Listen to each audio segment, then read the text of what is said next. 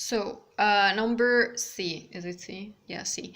Um, Number C is basically wordly, it is wordly surroundings based or wordly items. When you combine the most to basic items, and especially if they're like day-to-day mundane items, and really kind of like create something original out of the two, something that is kind of like you can look at it with a fresh eye. um as for number B, like how do we combine skill sets? What is the like example of combining skill sets?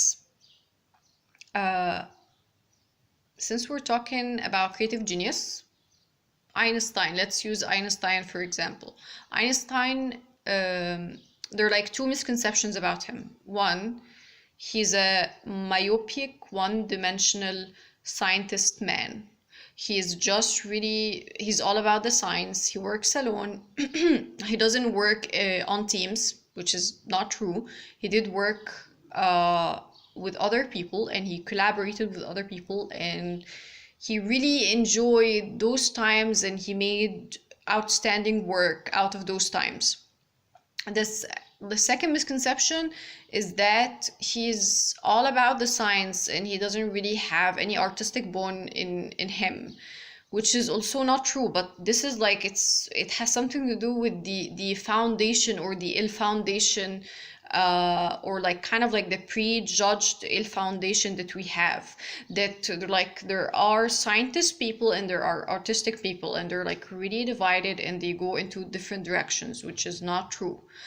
um you can be into science and you can be into art. You can be a scientist and you can be artistic both at the same time. There's like they're like kind of like ways to put people into box like definitions, or like box like, I don't know, like limitation, to like limit people, and which is really not true.